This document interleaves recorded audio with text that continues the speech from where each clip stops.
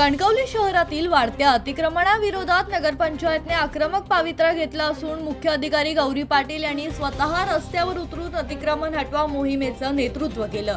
पटवर्धन चौक ते छत्रपती शिवाजी महाराज चौक तसेच उड्डाण पुलाखालील परिसरात करण्यात आलेल्या अतिक्रमणावर धडक कारवाई करण्यात आली।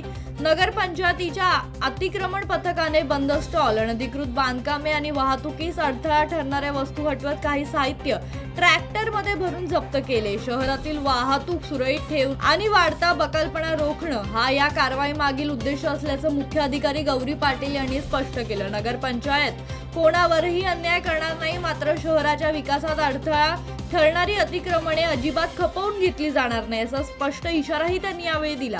अतिक्रमणधारकांनी स्वखुशीने अतिक्रमण हटवावीत, अन्यथा कठोर कारवाईला सामोरं जावं असंही त्यांनी सांगितलं। दरम्यान फळे, फुले आणि भाजी विक्रेत्यांना पर्यायी जागा उपलब्ध होईपर्यंत मर्यादित जागेवर व्यवसाय करण्याची तात्पुरती परवानगी देण्यात येणार असल्याची माहितीही प्रशासनाने दिली आहे। पंकज मडे, जनशक्ती, कणकवली। ताज्या घडामोडींसाठी जनशक्तीला सबस्क्राइब करा, बेल आयकॉन क्लिक करा आणि रहा अपडेट।